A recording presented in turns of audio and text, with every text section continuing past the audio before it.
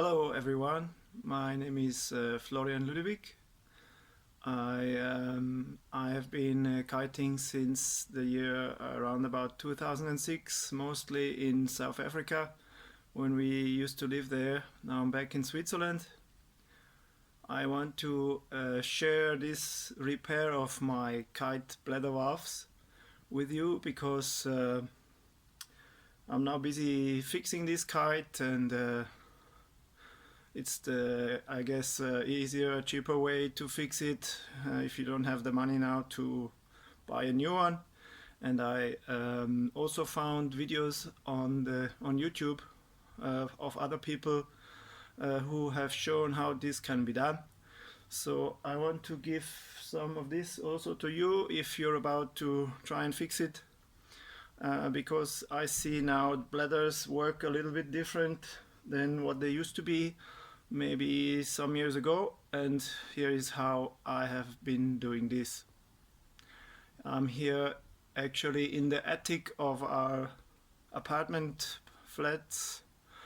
There is a lot of space which normally nobody uses here really, and I have space to lay down my gin kite, 14 square meters, where I have found last year in autumn during our trip to Spain that some of the bladders, the struts, or maybe the leading edge, I couldn't tell at the time, is actually leaking air. And now I have found out which struts are affected, so I will show you also a photo of this. This shows how actually I could find with the use of soap water that some of the valves are producing bubbles, and that showed how these valves are the faulty part. That's where I'm losing air. And some of the older videos on YouTube, they show how you can peel off valves, but in this case of this kite here, it seems that it's a bit more complicated because the bladders of the struts, they are folded, and the valves are glued in between. It doesn't exactly work the same as it used to, so let's have a go at this and I'll show you how my fixing went, and maybe it can help you too. So what you will do if you start with this repair procedure is to actually inflate your kite and then you close off the struts so that you can find which is now leaking.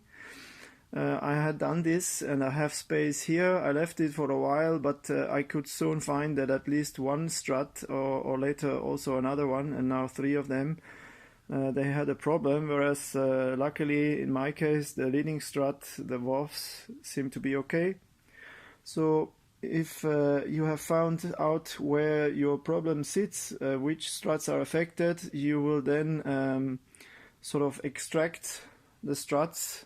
You can see here I have basically pulled them out at the end, and you fix there a string which will help you to bring the bladder back in. So you'll pull this string through and leave it there in place, so later you can easily put the bladder back in.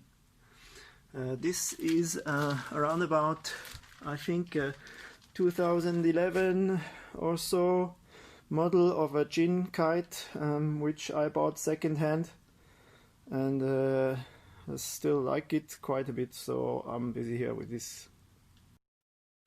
And as you could see before in this photo of the soap bubbles, my valves, they were affected sort of in the part.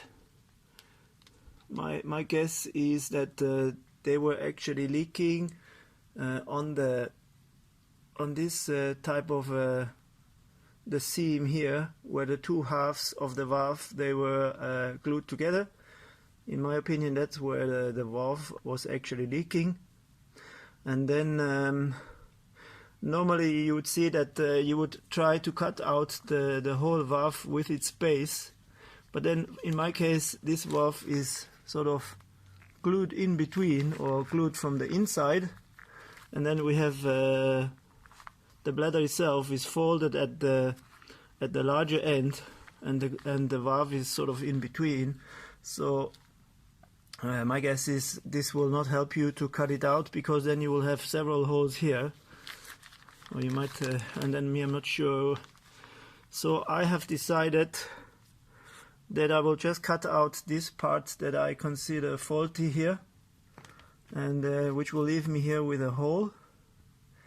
So then I bought this U-stick repair valves. I think they are an American brand, not 100% sure, but I could order them. There is a Dutch firm who imports them, and they send them through to me. Also the prices, they can vary here. Of course, this is just a piece of plastic, mostly with different types of glues.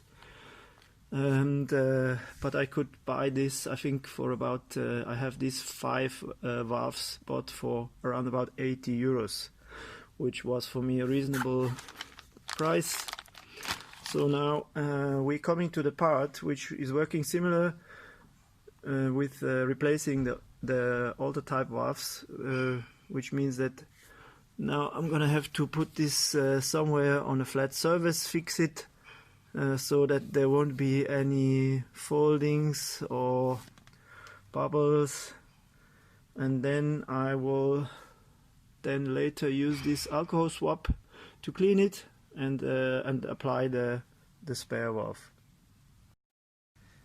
Something to add on is that also on this old valve there was a type of a nylon fabric which was also glued on here, and whereas I was not able to peel out the valve base itself, I could peel this off using a bit of force, but and you have to be careful that while you do this, that you don't pinch the bladder somewhere around it, but that has worked well for me, and so now is the point of applying the new valve.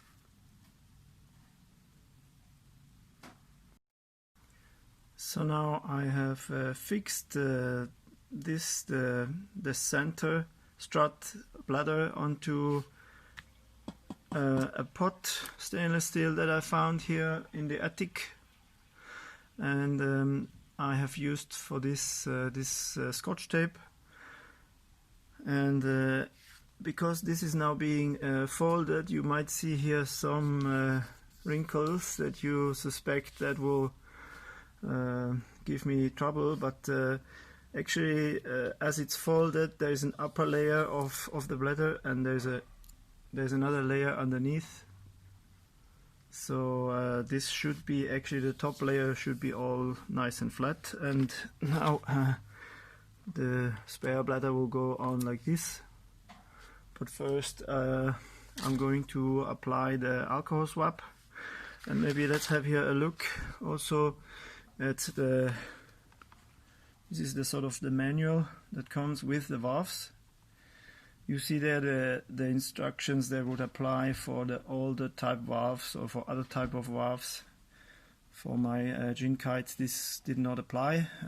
I could not take the valve off using hot water, and I did not want to cut out the whole valve, because like I said, my bladder is folded and it's in between, and I don't know what happens if I cut it out. I might end up having several holes.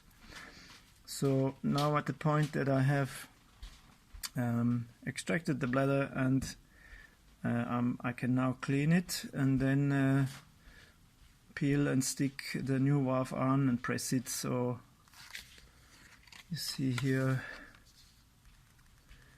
yeah, there's here also a useful information that the struts normally, they are one-way valves unless you want to de-inflate them one by one, as was for my older kite. I mean, for the valves that were in there before, they were also one-way valves, so If you're using these same spares, I would suggest that you cut off the lower part there, which is indicated under remove point 2. Then that means you don't need to de-inflate the struts one by one. I will now take out the swap and show you how you clean the area around.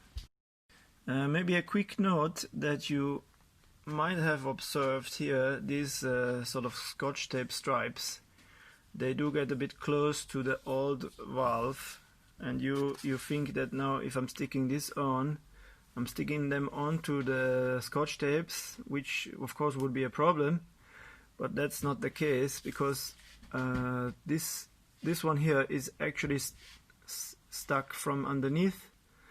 So it pulls this upper layer of the bladder out, which I cannot stick it on from top, otherwise it will end up underneath the valve. Same goes for this side here. So actually I do take care that none of the scotch tapes go under the new valve. So I have now cleaned the valve area of the bladder around. With this alcohol swap. It says here that this one is from Holland, so maybe this is a combination. The kit was assembled there, I guess, or possibly even the valves, they're also from Holland. I can't tell for sure. But now remember that when you clean the area around the valve, that you will let this dry a bit, or as they write here, on the manual, that you can also use a t-shirt, a clean t-shirt as they say, to dry the area, buff dry it around, or otherwise you wait a little while to just make the alcohol evaporate. Okay, we have now waited a little while to make the alcohol evaporate. And so this is here my spare valve. If you compare it with this one here, this one has this thing here on top to make it a one-way valve, but and that I have removed it, like I told you before, so that I don't have to deflate the struts one by one. I've removed this, so now the point of here no return, where we will take this off, and maybe you will have a look at how this was orientated before on the old valve. You have it in the same direction, and I'm taking here off a bit here to make double sure that I don't stick things on the scotch tape. And we place this here exactly on the old opening, and then we press the new valve.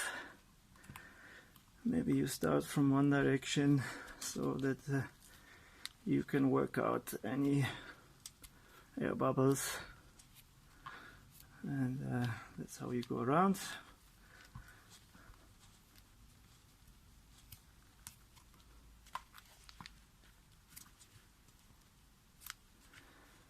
So that's how we applied the spare valve to the central strut.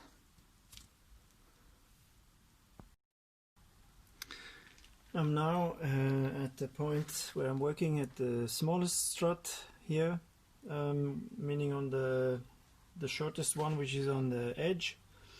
And again here to show you how I fixed this on a flat surface using this type of painter's scotch tape, and some of these things, they go close to the valve but they are attached underneath, as this bladder is folded over in my case. And maybe a tip, if you have something similar like my bladder here, if this folded piece now on one side is a bit short, and your replacement valve actually needs to be stuck onto the top layer of the bladder, and here it's short, you might put a bit of extra plastic that you can maybe cut out from this to put it here so that the glue will not get stuck on two different layers of the bladder, which might cause you some damages. That's just my thoughts on this. So I will now use another of these alcohol swabs to clean around the edge of the bladder where the replacement valve can be stuck onto. So yeah, here's the kind of the gluing part of where the old base was glued between two layers of the valve. The new valve goes a bit further, and you see I'm going over here the scotch tape which is underneath. I'm going all around so that everything is nice and clean.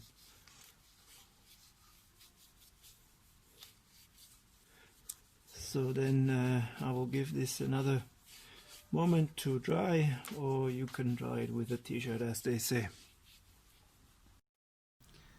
So after fixing all the three struts, I put them back in place and then tested the kite, found another valve faulty on the leading edge, but I also replaced that, and then now after testing this for inflating it for an hour, here my kite is back in his old beauty. I can now pack it up again and hope for some wind soon. I hope it can work for you. It might be a bit different with different models, but best of luck for fixing it. Cheers.